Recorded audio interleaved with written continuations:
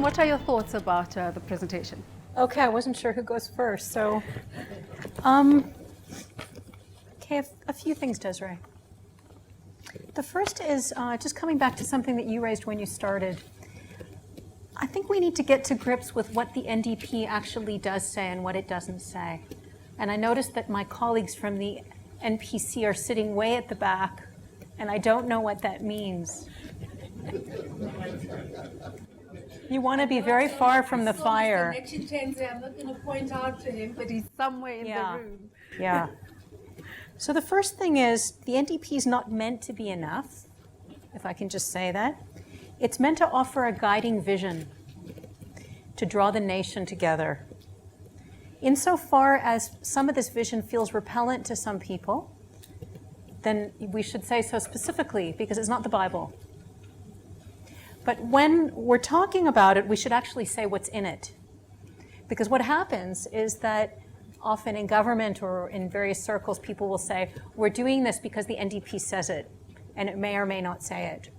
Or, as often happens, people will say, you know, the NDP doesn't do this, or they complain about what's in there. I think that the arguments around labor over the past year have been very destructive and actually don't reflect at all what's in there. In fact, it's the opposite. What NUMSA has been arguing, it's not what's in there at all. And I think that I can't imagine that NUMSA would be opposed to what the labor proposals actually are.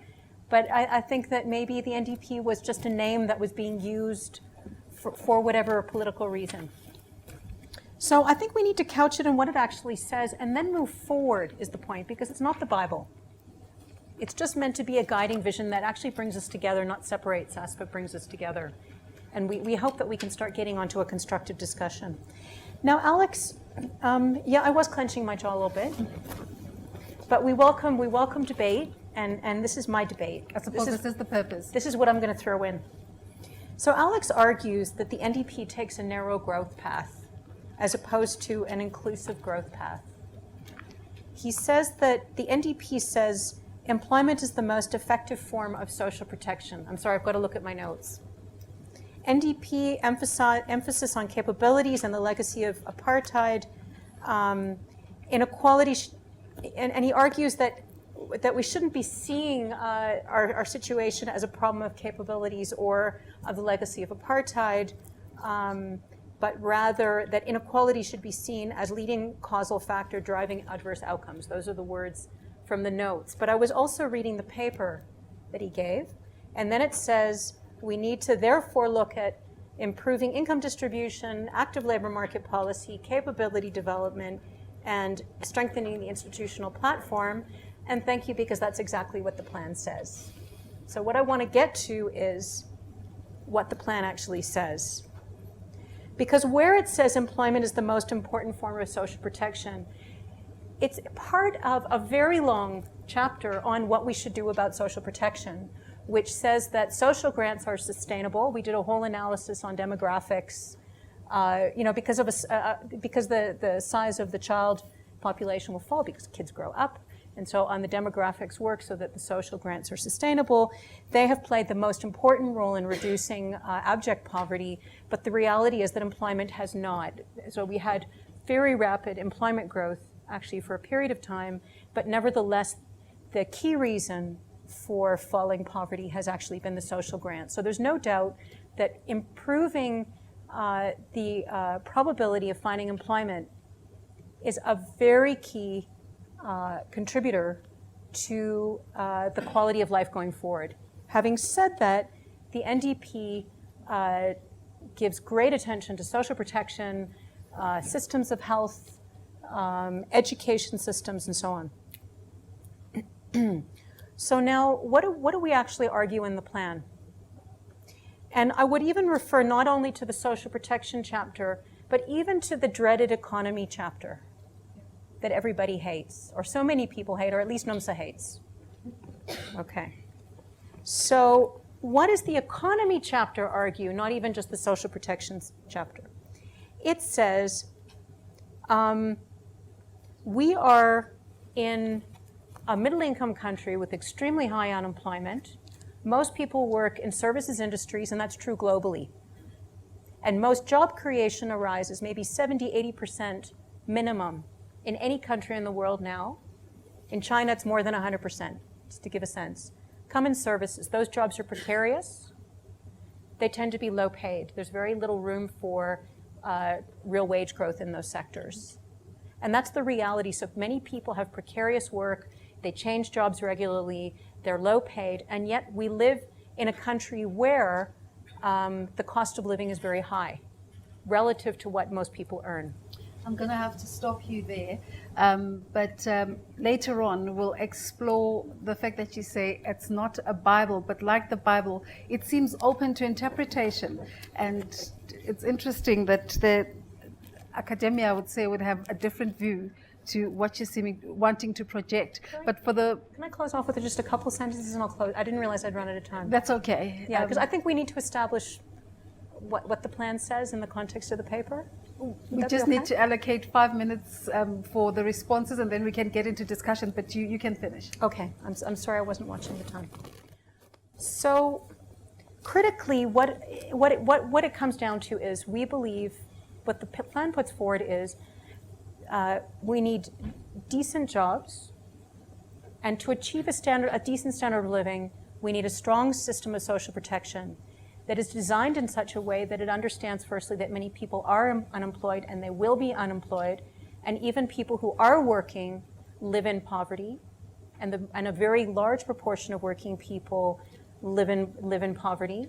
Therefore, the cost of living, the quality of services, the availability of services need to be sensitive to the fact that people change jobs a lot, that they're unemployed, that the cost of living needs to come down, and that the system needs to be organized around that. Just finally, a key issue that often gets underrated in the plan, but is probably the most important part of the plan, is actually talking about governance.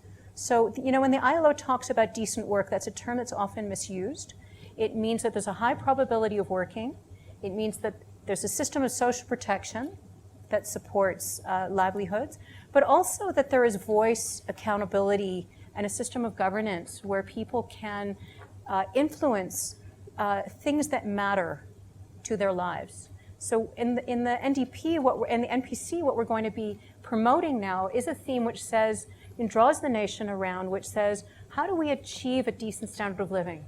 How do we start setting expectations, starting to mobilize the population around a defined set of issues that we can buy into, that are important to us, that we can participate in, that people can give voice to, and that we can get public servants to be accountable for?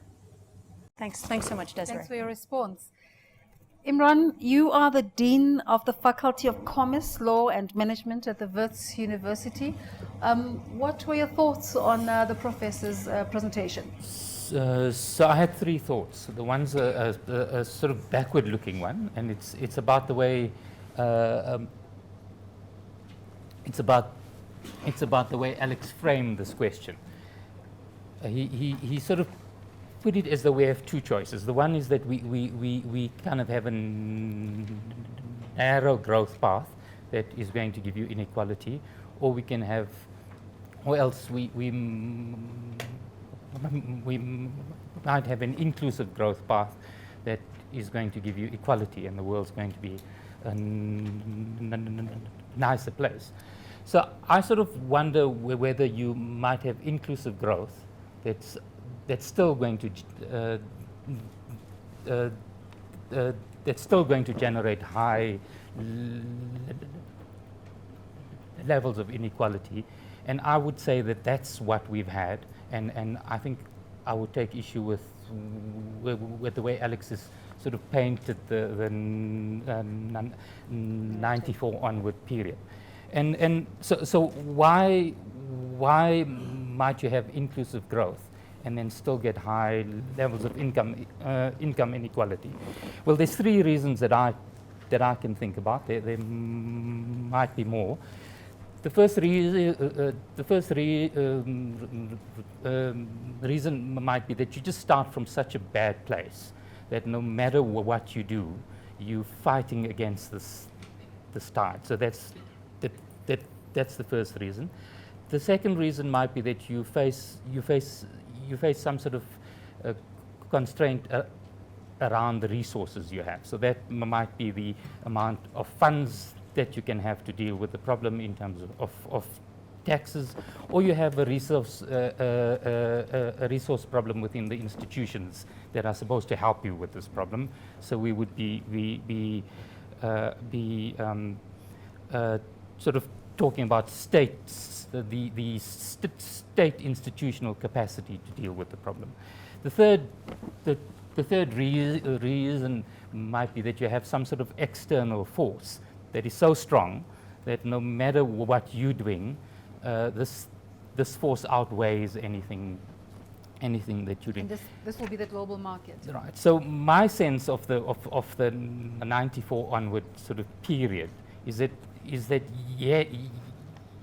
yes, we've had inclusive growth, and I think we can say all sorts of things that the sort of government can't do. But here's one thing that I think we do well: we take money from the rich, and we sort of do it reasonably well, and we give that money to the poor, and I think we manage that reasonably well as well. So for me, there's we might sort of complain about all sorts of things, but there's enough of that for me to say that we have some sort of inclusive intent. But we've not managed to do it because we have globalization. There's a whole other kind of set of forces. The amounts that we can throw at this problem through the tax take are not enough to deal with the problem, and we have problems of state capacity, and I think we did start off in such a bad place that the problem's so big.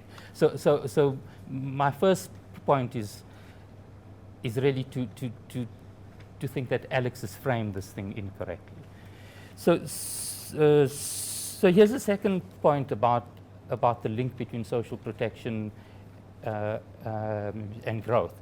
And I'm glad that we have the Swedish ambassador here, because what I'd like to see perhaps in the NDP is a much more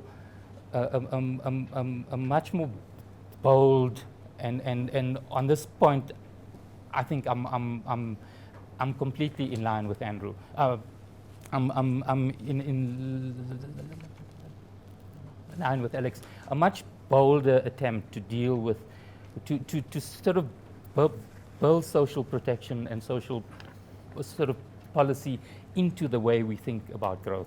And for me, the Swedish example is one where growth was really driven by a much more social sort of policy, sort of based growth path, and maybe we need to think much more kind of boldly about that.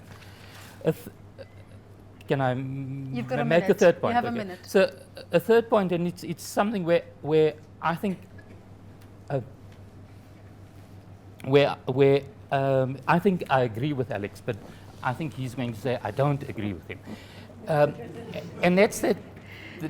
Let's that watch not to make it about Alex.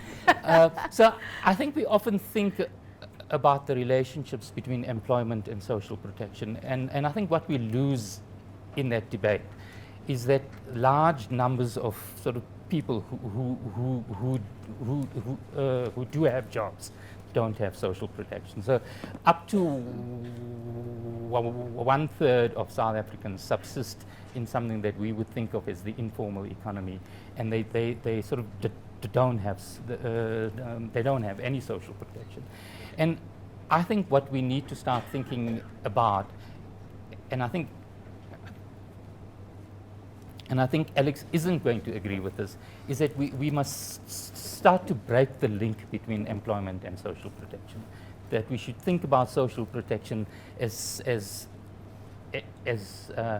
something that is not sort of tied up with your job, and all of the ways in which we think about it now, medical aid schemes, pension schemes, and things of that sort are sort of tied up with employment. And I think the NDP starts to unpack this and starts to suggest perhaps that we should think about breaking these links, or else sort of better integrating the systems where we have so sort of take the national health the national health insurance debate. What I like about that is that we sort of building bridges between the private insurance system and some sort of health system that is provided by the state.